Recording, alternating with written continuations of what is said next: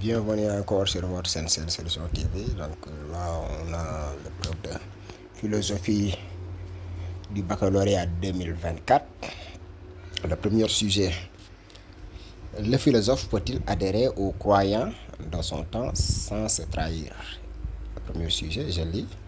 Le philosophe peut-il adhérer aux croyances de son temps sans se trahir? Et le sujet 2, la pluralité des langues est-elle une menace pour l'unicité de la raison? La pluralité des langues est-elle une menace pour l'unicité de la raison? Expliquer et discuter le texte suivant, ça c'est le ci-après, c'est le troisième sujet. Il y a dans la vie sociale et politique deux idées qui sont fréquemment confondues. Les mots qui les désignent sont sans cesse employés l'un pour l'autre et ce sont des maîtres mots. Liberté et indépendance. Leur distinction semble pourtant facile à faire. La liberté est un droit, elle est l'absence d'entrave, la possibilité d'agir suivant sa volonté. Un peuple est libre lorsque aucun autre peuple ne prétend peser sur ses décisions.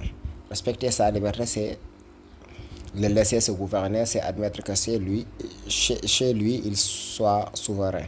On peut octroyer et reconnaître cette liberté. Dans tous les cas, il s'agit d'une décision prise par les hommes ou par les groupes d'hommes. L'indépendance est tout autre chose. Elle est un fait. Elle ne se rapporte plus à des volontés extérieures, amicales ou hostiles, mais à des conditions naturelles qui existent ou n'existent pas. Être indépendant, c'est être capable de se suffire. Dépendre, c'est avoir besoin des autres. Si la liberté n'apparaît que là où les autres reconnaissent, si elle dérive toujours d'un contrat formel ou du moins d'un accord tacite, l'indépendance est un fait dans la nature. Elle traduit un équilibre que l'on ne décrète pas, mais que l'on peut constater entre ce que nous voulons et ce que nous avons. Gaston Berger. Merci d'avoir visionné cette vidéo.